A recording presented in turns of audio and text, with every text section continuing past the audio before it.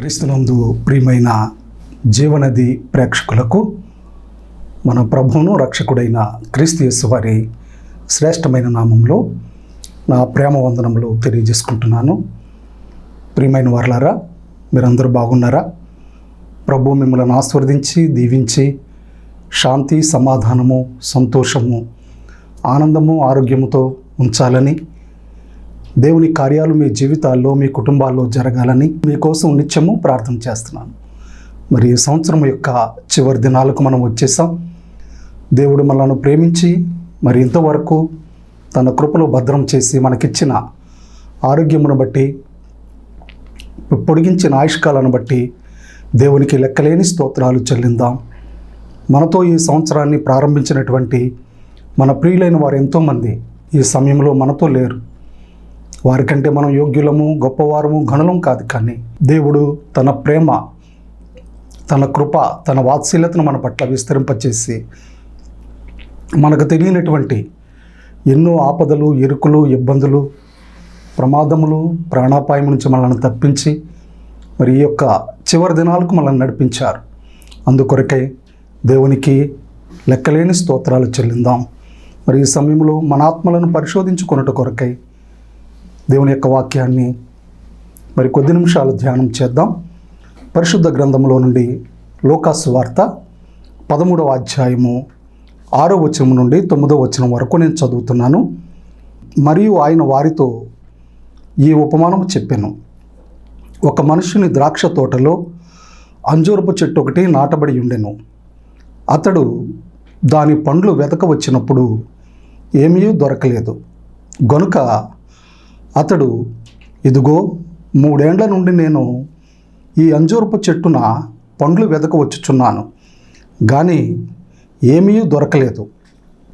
దీనిని నరికివేయము, దీని వలన ఈ భూమియు ఏల వ్యర్థమైపోవాలనని ద్రాక్ష తోటమాలితో చెప్పాను. అయితే వాడు, అయ్యా, నేను దాని చుట్టూ త్రవ్వి ఎరువు వేయి మట్టుకు ఈ సంవత్సరము కూడా ఉండనిమ్ము. అది ఫలించినా సరి, లేని ఎడల నరికించి వేయమని అతనితో చెప్పాను. ప్రభు తన మాటలను మన వినికిడిలో దీవించినట్లుగా చిన్న మాట ప్రార్థన చేసుకుని కొద్ది నిమిషాలు మన ఆత్మల క్షేమం కొరకై దేవుని యొక్క వాక్యాన్ని మనము ధ్యానం చేద్దాం. కృపాసత్య సంపూర్ణుడు అయిన మా ప్రియ పరలోకపు తండ్రి, పరిశుద్ధుడు అయిన దేవా, నీ పాదములకు స్తోత్రములు, వందనములు చెల్లిస్తున్నాం నాయన. మేము నమ్మదగిన వారం కాకపోయినప్పటికీ నీ నమ్మకత్వాన్ని, నీ విశ్వాస్యతను మా పట్ల ఎప్పుడూ తక్కువ చేయలేదు నాయన.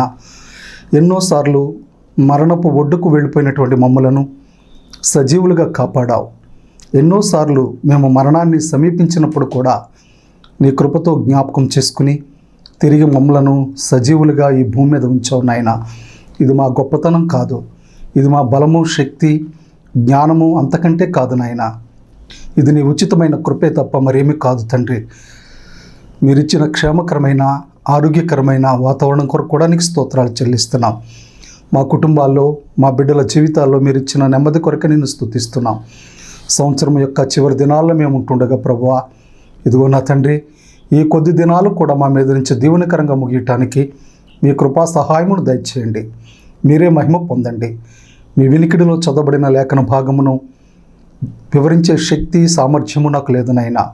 నన్ను మీ నోటికి బోరగా మట్టుకు వాడుకుని మీ బిడ్డలతో నాతో మీరు మాట్లాడమని, మహిమ పొందుమని, నీ వాక్యం ద్వారా, నీ మాటల ద్వారా మిమ్మల్ని మీరే మాకు ప్రత్యక్షపరుచుకుని మా ఆత్మలకు ఏ నీ మాటలు అవసరమో ఆ నీ మాటలే నా నోట పలికించుమని, తోడై ఉండమని ప్రభువును, నీ ప్రియకుమారుడు, మా రక్షకుడునైనా క్రీస్తు యేసు వారి అద్వితీయ నామంలో స్తుతించి వేడుకొనుచున్నాం తండ్రి. ఆమేన్. ప్రభునందు ప్రియమైన ప్రేక్షకులారా, మనం చదువుకున్నటువంటి ఈ 13వ అధ్యాయంలో 6వ వచనం నుండి 9వ వచనం వరకు ఒక తోట, ఆ తోటలో నాటబడిన ఒక అంజూరపు చెట్టు, ఆ తోట యజమాని, ఆ తోటను కాచేటటువంటి తోటమాలి, ఈ విషయాలు మనకు కనబడుతున్నాయి. యేసు ప్రభువు వారు చెప్పినటువంటి ఒక ప్రత్యేకమైన ఉపమానం ఇది. యెషయా గ్రంథము 5వ అధ్యాయంలో ఇశ్రాయేలీలు ద్రాక్ష తోటను ఏ విధంగా సేద్యం చేస్తారో అక్కడ వ్రాయబడి ఉంది. దేవుని మహాకృపను బట్టి ఆ ద్రాక్ష తోటకు ఆ తోటమాలి లేక ఆ వ్యవసాయదారుడు ఏ రీతిగా దాన్ని శుభ్రం చేసి రాళ్ళు తీసి ఎంతో సమయాన్ని వెచ్చించి అక్కడ ఆ ద్రాక్షవల్లులను నాటి దాని ఫలాల కొరకు వేచి ఉంటాడో యెషయా గ్రంథము మరి 5వ అధ్యాయము చాలా వరకు కూడా అక్కడ 1 నుంచి 7 వచనాల వరకు వ్రాయబడి ఉంది. ఎక్కడైతే ఒక ద్రాక్ష తోటలో నాటబడిన అంజూరపు చెట్టును గురించి వ్రాయబడి ఉంది. ఇశ్రాయేలు పండించే పంటల్లో ఒలీవ, అంజూరపు, ఆ అంజూరము, అలాగే ద్రాక్ష పండ్లు, దానిమ్మ పండ్లు ఇవి చాలా ఎక్కువగా కనిపిస్తాయి. శ్రేష్టమైనటువంటి సాగును వారు చేస్తారు. మనం చదువుకున్న భాగంలో ఒక మనుషుని ద్రాక్ష తోటలో అంజూరపు చెట్టు ఒకటి నాటబడిందంట. ఇది ఆ దారిన పోయిన ప్రక్కనున్న చెట్టు కాదు, దానంతట అదే మొలిచినటువంటి మొక్క కాదు. తోటలో ఈ తోట ద్రాక్ష తోట అయితే ఈ చెట్టు అంజూరపు చెట్టు. దీనికి ఒక ప్రత్యేకత ఉంది. అన్ని చెట్ల వల్లే ఒకే రకమైనటువంటి చెట్టు కాదు ఇది. అంటే ఆ తోట యజమాని ఆ చెట్టు విషయంలో ఎంతో శ్రద్ధ కలిగి, ఆ చెట్టు విషయంలో ఎంతో ఆసక్తి కలిగి దానిని ఆ తోటలో నాటాడు. నాటబడినటువంటి చెట్టుగా ఈ చెట్టు కనబడుతుంది. ప్రభునందు ప్రియమైనటువంటి వారలారా, 13వ అధ్యాయం 6వ వచనంలో ఈ చెట్టు నాటబడింది. మనం పరిశుద్ధ గ్రంథంలో చూసినట్లయితే 92వ కీర్తనలో మనకు ఒక ప్రత్యేకమైన మాట మనకు కనిపిస్తుంది. 92వ కీర్తన 13వ చరణం, యెహోవా మందిరములో నాటబడిన వారై వారు మన దేవుని ఆవరణములలో వర్ధిల్లుదురు. వారు ఎక్కడ నాటబడతారంట? యెహోవా మందిరములో నాటబడిన వారుగా కనబడుతున్నారు. అంటే దేవుని యొక్క మందిరము, ఈ ద్రాక్ష తోట దేవుని యొక్క మందిరము లేక సంఘము. ఈ సంఘములో నాటబడింది ఒక అంజూరపు చెట్టు. అంజూరపు చెట్టు అనగా రక్షణ పొందినటువంటి నీవు నేను, మనలను తన సంఘమనే తోటలో, ద్రాక్ష తోటలో ఆయన మనలను నాటుచున్నాడు. అదే కీర్తన గ్రంథము 1వ అధ్యాయం 3వ చరణంలో ఉంది. నీటి కాలువల యోరను నాటబడినదై ఆకు వాడక తన కాలమందు ఫలమిచ్చు చెట్టు వలె ఉంటారు. ఎవరంట? దుష్టుల ఆలోచన చొప్పున నడువక, పాపుల మార్గమున నిలువక, అపహాసకులు కూర్చుండ చోటను కూర్చుండక, యెహోవా ధర్మశాస్త్రమునందు ఆనందించుచు దివారాత్రులు దానిని ధ్యానించేవాడు ధన్యుడు. అతడు నీటి కాలువల యోర నాటబడినదై ఆకు వాడక తన కాలమందు ఫలమిచ్చు చెట్టు వలె ఉంటాడు. నాటబడినటువంటి అనుభవము సంఖ్యాకాండము 24 అధ్యాయము 6వ వచనంలో కూడా నదీ తీరమున యెహోవా నాటినటువంటి అగరు చెట్ల వలె అనేటువంటి మాటను మనం గమనిస్తాం. అక్కడ దేవుడే శ్రద్ధ తీసుకుని ఈ చెట్లను నాటుతున్నాడు. ప్రభునందు ప్రియమైనటువంటి వారలారా, ఆయన నీ విషయంలో, నా విషయంలో ఎంతో నమ్మకము, ఎంతో శ్రద్ధ, ఎంతో విశ్వాసం కలిగిన వారముగా మనం ఉండాలని మనలను ఆయన సంఘములో, ఆయన ద్రాక్ష తోటలో, ఆయన మందిరములో మనలను నాటుతున్నాడు. ఎంతకాలమైంది నువ్వు నాటబడి? ఎన్ని సంవత్సరాలైంది నువ్వు నాటబడి? ప్రియమైన సహోదరి సహోదరుడా, గమనించు. నువ్వు రక్షించబడి ఎన్ని సంవత్సరాలైంది? ప్రభు నిన్ను నీ స్థానిక సంఘములో నాటి నుండి ఇంతవరకు నీ పరిస్థితి ఎలా ఉంది? ఒకసారి ఆలోచన చెయ్యి. యజమాని నాటి ఊరుకోలేదంట. ఏం చేస్తున్నాడంట ఆయన? చూడండి 13వ అధ్యాయము 6వ వచనంలో, అతడు దాని పండ్లు వెతక వచ్చినప్పుడు ఏమీ దొరకలేదు. నాటిన యజమాని దాని నుండి ఫలాలు ఆశిస్తున్నాడు. ఆ చెట్టును నాటినటువంటి యజమాని ఆ చెట్టు నుండి మంచి పండ్లు కావాలని కోరుకుంటున్నాడు. 1 సంవత్సరం అయిపోయింది, ఏమీ దొరకలేదు. 2 సంవత్సరాలు అయిపోయింది, మరేమీ దొరకలేదు. 3 సంవత్సరాలు అయిపోయింది, అయినా ఆ చెట్టున ఒక్క పండు కూడా యజమాని చూడలేదు. ఆ తర్వాత చూడండి ఏమంటున్నాడు? 7వ వచనం, గనుక అతడు, ఇదిగో 3 ఏండ్ల నుండి నేను ఈ అంజూరపు చెట్టున పండ్లు వెతక వచ్చుచున్నాను, కానీ ఏమీ దొరకలేదు. దీనిని నరికివేయుము, దీని వలన ఈ భూమియు ఏల వ్యర్థమైపోవాలనని ద్రాక్ష తోట మాలితో చెప్పెను. యజమానికి దాని విషయంలో సహనం కోల్పోయాడు. నాటబడిన అంజూరపు చెట్టు విషయంలో సహనం లోపించింది. 3 ఏండ్ల నుండి పండ్లు వెతికిన ఒక్క పండు కూడా ఆ అంజూరపు చెట్టును దొరకలేదు. కనుక ఏమని ఆజ్ఞాపిస్తున్నాడు? ఈ చెట్టును నరికివేయి, దీని వలన ఈ భూమి ఎలా వ్యర్థమైపోవాలి అని చెప్పి తోటమాలితో చెప్తున్నాడు. ప్రభునందు ప్రియమైన దేవుని బిడ్డలారా, దేవుని ఉగ్రత అనేది ఎవరి మీదకి ఎప్పుడు ఏ రీతిగా వస్తుందో మనం చెప్పలేం. దేవుడు నీకు ఇస్తున్నటువంటి క్షేమము, దేవుడు నీకు ఇస్తున్నటువంటి నెమ్మది మనం చాలాసార్లు మన స్వార్థానికి, మన కుటుంబానికి, లేకుంటే మన యొక్క ఆ శక్తి యుక్తులను ఉపయోగించుకోవడానికి వాడుకుంటాం. దేవుని నిమిత్తమై నశించిపోచున్న ఆత్మల రక్షణార్థమై, సంఘ క్షేమాభివృద్ధి కొరకై మనలను మనం ఖర్చు పెట్టుకోవడానికి, మనలను మనము ఖర్చు అయిపోవడానికి ఇష్టపడం. ఆయన కోరుకునేది మన నుండి ఫలాలు కోరుతున్నాడు. మారు మనసు తగిన ఫలము, ఆత్మ ఫలము, నీతి ఫలము, ఈ రీతిగా శిక్షా ఫలము, ఈ ఫలాలు ఫలించాలని ఆయన కోరుకుంటున్నాడు. కానీ అవేమీ మనలో కనిపించినప్పుడు ఆయనకు కొంత టైం కూడా ఇస్తున్నాడు. అక్కడ 3 సంవత్సరాల నుంచి వెతుకుతున్నాడు. వెంటనే వెతికేసి నరికేండి చెట్టు అనలేదు. 1 సంవత్సరం అయిపోయింది, సర్లే వచ్చే సంవత్సరం కాస్తుందిలే అనుకున్నాడు. ఆ 2వ సంవత్సరంలో కూడా మన నుంచి ఏమీ దొరకలేదు. 3వ సంవత్సరం చూశాడు, అప్పుడు కూడా ఏమీ దొరకలేదు. ఆ తోట యజమానికి కోపం వచ్చింది. తోట యజమానికి మన మీద సహనం కోల్పోయారు. వెంటనే ఆజ్ఞాపిస్తున్నాడు, నరికే ఈ చెట్టుని, దీనివల్ల భూమి ఎందుకు వ్యర్థమైపోవాలి అన్నట్టుగా తోటమాలితో చెప్తే, తోటమాలి చూడండి, ఆయన ఎంత చక్కని ఆ చెట్టు విషయంలో శ్రద్ధ తీసుకుంటున్నాడు.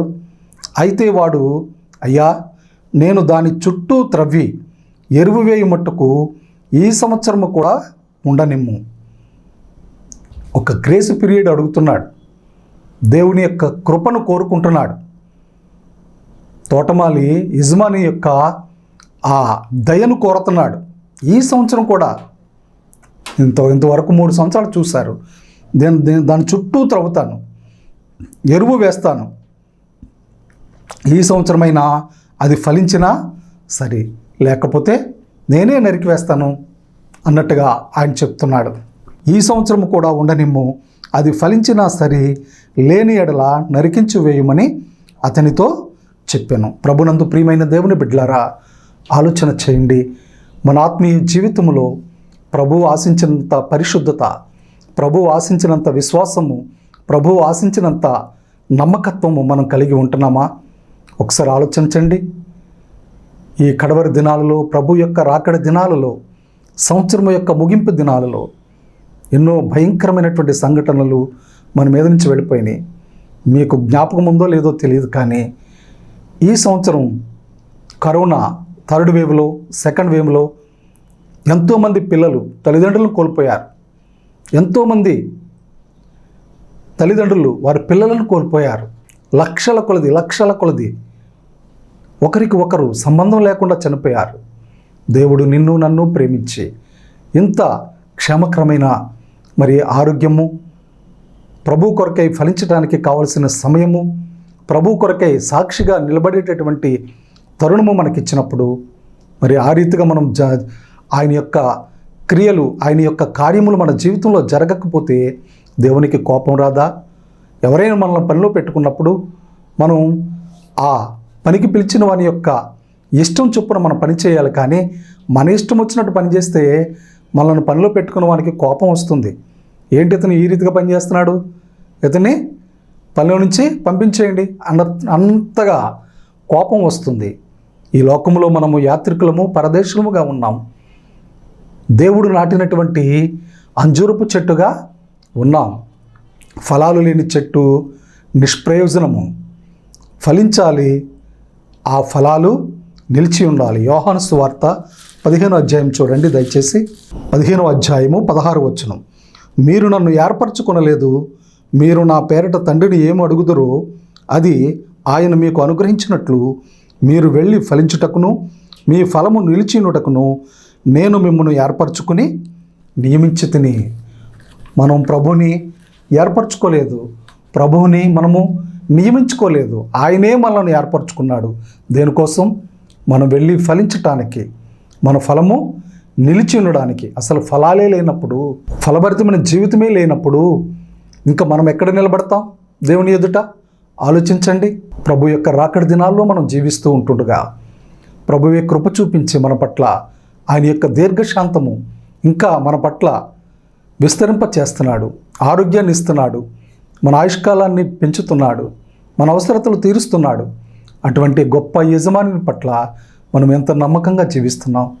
మనమున్న ఇంటిలో, మనమున్న సంఘములో, మనమున్న గ్రామములో, మనమున్న ఆ పట్టణంలో, మనమున్న ఆ రాష్ట్రంలో దేవుని కొరకై వెలిగేటటువంటి జ్యోతులుగా, ఫలించేటటువంటి అంజూరపు చెట్ల వలె మనం ఉంటున్నామా? ఆలోచించండి. ఒక్కసారి వెనక్కి తిరిగి మనము కూడా ఆ కరోనా వచ్చినటువంటి పరిస్థితుల్లో చనిపోయి ఉంటే ఈ సమయాన మనం ఈ వర్తమానం విని ఉండేవారమా? ప్రియమైన దేవుని బిడ్డ, ఒకసారి ఆలోచించు. ఒకే ఒక్క జీవితము త్వరగా గతించిపోతుంది. కానీ దేవుని కొరకై మనం ఏం చేశామో అదే మన వెంట వస్తుంది. ఈ రోజున ఈ స్థితిని, ఈ ఉనికిని మనం కలిగి ఉన్నామంటే ఆ దేవుడు మనకిచ్చినటువంటి గొప్ప వరము. ఎంతోమంది ఇలాంటి పరిస్థితులు చూడాలని, ఇలాంటి వాక్యము వినాలని ఎంతో ఆశపడుతున్నారు. రహస్య గృహాలలో, రహస్య ఆ గుహలలో ఉండి వారి వాక్యాన్ని చదువుకుంటూ చెమటలు కార్చేలా ప్రార్థనలు చేసుకుంటూ బయట కనబడితే కాల్చి చంపేస్తున్నారు. అలాంటి పరిస్థితుల మధ్య దేవుని వాక్యాన్ని చదువుకుంటూ దేవుని కొరకై అవసరమైతే జైలుకు వెళ్ళడానికి, చంపబడ్డానికి, హింసించబడ్డానికి తమ్మును తాము అప్పగించుకుంటున్నారు. మన దేశంలోనే, ఎక్కడో కాదు, ఈశాన్య రాష్ట్రాల్లో వారి చేతిలో బైబిల్ ఉంటే ఆ చేతిని నరికేస్తున్నారు. ఈశాన్య రాష్ట్రాల్లో నేను దేవుని బిడ్డనని ముందుకు వస్తుంటే భయంకరమైన పరిస్థితులు ఏర్పడుతున్నాయి. ప్రియమైన సహోదరుడా, సహోదరి, ఇలాంటి పరిస్థితుల మధ్య దేవుడు నిన్ను నన్ను ప్రేమించి ఎంతో నెమ్మదిని, క్షేమమునిచ్చినటువంటి ఆయన కొరకై మనం ఏ రీతిగా సాగుతానో ఒకసారి ఆలోచించండి. దేవుడు నీకు ఇచ్చిన ప్రతి దినము, ప్రతి గంట, ప్రతి నిమిషము ఆయన మహిమార్థమే జీవించాలని కోరుకుంటున్నాడు. అపోస్తలుడైన పౌలు అంటున్నాడు, విశ్వాసమునకు కర్తయు దానిని కొనసాగించువాడునైనా యేసు వైపు చూచుచు మన ఎదుట ఉంచబడిన పందెపు రంగములో ఓపికతో పరిగెత్తుదమని ఆయన సెలవిస్తున్నాడు. నిజమే, ఈ లోకం వైపు చూచే వరకు మనం ఉంటే మన జీవితంలో ఫలాలు కనిపించవు. ఈ లోకంలో ఉన్న వాటిని మనం ఆశించినట్లయితే మన జీవితంలో ఫలాలు కనిపించవు. కాబట్టి ఆలోచన చేయండి. ప్రభు అంటున్నాడు, మీరు నన్ను ఏర్పరచుకోలేదు, నేనే మిమ్మలను ఏర్పరచుకున్నాను. దేనికోసం?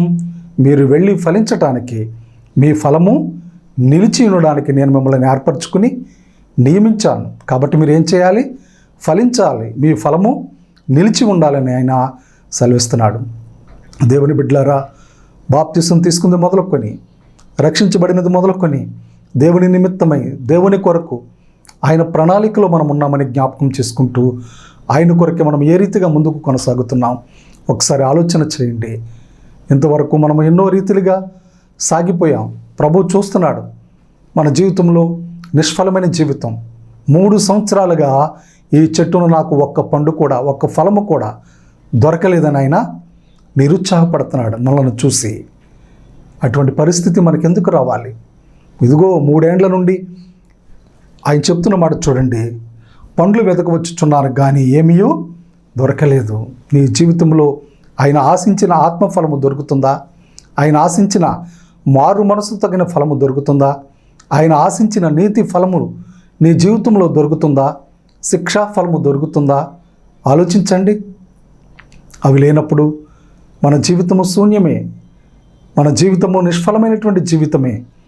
ఆయన చెప్పే ఆజ్ఞను తోటమాలి తూచా తప్పకుండా పాటించవలసిన పరిస్థితి ఏర్పడుతుంది. కనుక గమనించండి. అందుకని తోటమాలి యజమానిని వేడుకుంటున్నాడు, అయ్యా ఈ సంవత్సరం కూడా ఉంచండి, దాని చుట్టూ నేను తవ్వుతాను, ఎరువు వేస్తాను. ఎరువు అనగా దేవుని వాక్యమే. ఎన్నో వర్తమానాలు నువ్వు వింటున్నావు, ఎంతోమంది బోధకుల యొక్క వాక్యాన్ని నువ్వు వింటున్నావు. నేను నువ్వు సరిచేసుకుని, నువ్వు దిద్దుకుని దేవుని వాక్య క్రమంలో నువ్వు ముందుకు సాగినట్లయితే నీకేమవుతుంది? ఫలభరితమైన జీవితము వస్తుంది. ప్రభు దగ్గర మన అపజయ జీవితం ఒప్పుకొని, ప్రభు దగ్గర మన యొక్క అవిధేయతలు ఒప్పుకొని, ప్రభువా నిజమే, నువ్వు నాతో మాట్లాడుతున్నావు, నువ్వు నన్ను దర్శిస్తున్నావు, కానీ నేనే నిర్లక్ష్యంగా ఉంటూ నీ మాటను పెడచెవిని పెడుతున్నాను అని ప్రభు సన్నిధిలో ఒప్పుకొని మనల్ని మనం సరి చేసుకుని దిద్దుకున్నట్లయితే తోటమాలి చెప్పినట్లుగా ప్రభు నీకు మరొక అవకాశము ఇస్తాడు. దీనిని గ్రేస్ పీరియడ్ అంటారు. గ్రేస్ పీరియడ్లో కూడా మనం ఫలించకపోతే తోటమాలే చెప్తున్నాడు, అప్పటికీ కూడా ఫలించకపోతే దానిని నరికించి వేయమని ఆయన సెలవిస్తున్నాడు. జాగ్రత్త. మత్తయి సువార్త 3వ అధ్యాయంలో ఉంది, ఇదిగో ఇప్పుడే గొడ్డలి చెట్ల వేరున ఉంచబడి ఉన్నది, మారు మనసుకు తగిన ఫలము ఫలింపని ప్రతి చెట్టును ఆయన తీసివేస్తాడంట, నరికి వేస్తాడంట. జాగ్రత్త. అలాంటి పరిస్థితి మన జీవితంలో రాకముందే, అలాంటి స్థితిగతులు మన జీవితంలో రాకముందే, అంటే దేవుని ఉగ్రత మన మీదకు దిగకముందే మనల్ని మనం పరీక్షించుకుందాం. మన ఆత్మీయ జీవితమును మనం పరీక్షించుకుందాం. ప్రభు చేతులు మన జీవితాలు అప్పగించుకుందాం. తోటమాలి చెప్పినట్లుగా మనము మరి ఈ సంవత్సరమైన ప్రభు సన్నిధిలో ఫలించటానికి, ప్రభు కొరకై జీవించటానికి మనము ఆయన చేతులకు అప్పగించుకుందాం. ప్రభువా ఫలభరితమైన జీవితం నాకు దయచేయని ప్రభు సన్నిధిలో ప్రార్థన చేసుకుందాం. ప్రభువా ఇంతవరకు నా జీవితంలో ఎన్నో సంవత్సరాలు వెళ్ళిపోయినాయి, ఎన్నో సంవత్సరాలు నా మించి గతించిపోయినాయి, ఎన్నో సంవత్సరాలు మరి నా మించి వెళ్ళిపోయినాయి. నేను మరణాన్ని సమీపిస్తున్నాను, లేక మరణానికి దగ్గర అవుతున్నాను. నువ్వైతే నా నుండి ఫలాలు కోరుకుంటున్నావు, నీవైతే నా నుండి మరి నా పండ్లు వెతుకుచున్నావు, కానీ అవి నాలో కనిపించట్లేదు. ప్రభువా ఇకనైనా నీ కొరకే నేను జీవిస్తాను నాయన, నీ కొరకే నేను ఫలిస్తాను ప్రభు అని ఒక ప్రత్యేకమైన తీర్మానం మనం చేసుకున్నట్లయితే ఎరువు వేస్తాడంట తోటమాలి, చుట్టూ తవ్వుతాడంట. ఆ చెట్టు ఫలించాలని శ్రద్ధ తీసుకుంటున్నాడు. నీ విషయంలో, నా విషయంలో ఆయన శ్రద్ధ తీసుకుని తోటమాలిగా ఉంటున్నాడు. నువ్వు ఫలించాలని, నీ ఫలము నిలిచి ఉండాలని తోటమాలి శ్రద్ధ తీసుకుంటున్నాడు. తోటమాలి అనగా మన ప్రభు అయిన యేసుక్రీస్తు వారు, తోట యజమాని, తండ్రి అయిన దేవుడు, తోట ఆయన సంఘము, అంజూరపు చెట్టు, నాటబడిన అంజూరపు చెట్టు నీవు నేను. కాబట్టి ఈ వర్తమానం వింటున్నటువంటి నువ్వెవరైనా సరే, సహోదరుడా సహోదరి, నేను నిన్ను విమర్శించడం లేదు, కానీ దేవుని యొక్క వాక్యపు వెలుగులో ఆయన కొరకే మనము వెలిగి ఫలించాలి. మన వెలుగు అనేకులు చూడాలి, మన ఫలాలు నిలిచి ఉండాలని ఆయన కోరుకుంటున్నాడు. కాబట్టి మరి ఈ సంవత్సరం యొక్క ముగింపు దినాలలో ప్రభు కొరకు ఒక ప్రత్యేకమైన తీర్మానం చేసుకుందాం. మన కుటుంబంలో, మన సంఘంలో, మన గ్రామంలో, లేక మన రాష్ట్రంలో, మన పట్టణంలో ఆయన కొరకై నమ్మకమైన జీవితం జీవించి ఆయన కొరకై ఫలించాలని, ఆయన కొరకై ఫలాలు నిలిచి ఉండేటువంటి జీవితం మనం జీవించాలని మనము తీర్మానం చేసుకుందాం. గలతీయులకు రాసిన పత్రికలో ఉంది, అయితే ఆత్మఫలమేమనగా అక్కడ చెప్తున్నాడు ప్రేమ, సంతోషము, దీర్ఘశాంతము, దయాళుత్వము, ఇవన్నీ కూడా చెప్తున్నారు. ఇవన్నీ కూడా మనము ఆ ఆత్మ ఫలములో ఒక భాగం, ఒక్కొక్క భాగం. కనుక ప్రభు అయిన క్రీస్తు యేసు వారి దగ్గరికి మనం వచ్చి ఆయన కల్వరి శిలువ రక్తములో కడగబడి మన అపజయ జీవితము, మన నిష్ఫలమైన జీవితము ఆయన సందులో ఒప్పుకుని విడిచిపెట్టి, ప్రభువా జయ జీవితం నాకు దయచే నాయన, ఫలభరితమకు జీవితం నాకు దయచే ప్రభువా అని మనం ఎప్పుడైతే ఆయన సన్నిధిలో సాగిలపడి పశ్చాత్తాపంతో మన జీవితాలు ఒప్పుకుంటామో అప్పుడే ఒక క్రొత్త జీవితాన్ని దేవుడు నీకు అనుగ్రహించబోతున్నాడు. ఫలభరితమైన జీవితం అనుగ్రహించబోతున్నాడు. ఆయన చుట్టూ త్రవ్వేటటువంటి పరిస్థితులు, ఎరువు వేసేటటువంటి పరిస్థితులు ప్రభు నీకు కల్పించబోతున్నాడు. కనుక అప్పటికైనా నువ్వు ఫలించకపోతే ఆ చెట్టు నరికివేయబడుతుంది. జాగ్రత్త. అటువంటి ఉగ్రత పరిస్థితిని, దేవుని యొక్క కోపానికి గురి కావద్దని దేవుని యొక్క మాటల ద్వారా హెచ్చరిక చేస్తున్నాను. ప్రభు మరి ఈ మాటలు మన కొరకై దీవించునుగాక. ఆమేన్.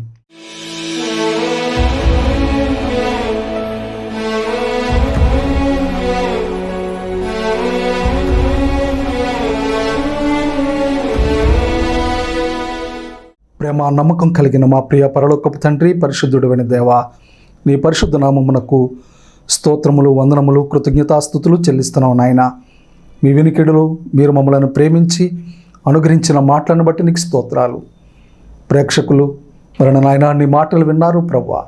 ఆ మాటల చొప్పున వారు తమ జీవితాలు దిద్దుకుని తమ బ్రతుకులు సరిచేసుకుని నీ కొరకై నమ్మకమైన ఫలభరితమైన దేవా జీవితం వారు జీవించి నిన్ను ఘనపరచినట్లుగా కృప దయచేయండి. నీ కొరకై నిలిచి ఉండే ఫలాలు ఫలించేటటువంటి భాగ్యమును వారికి దయచేయమని అడుగుచున్నాం.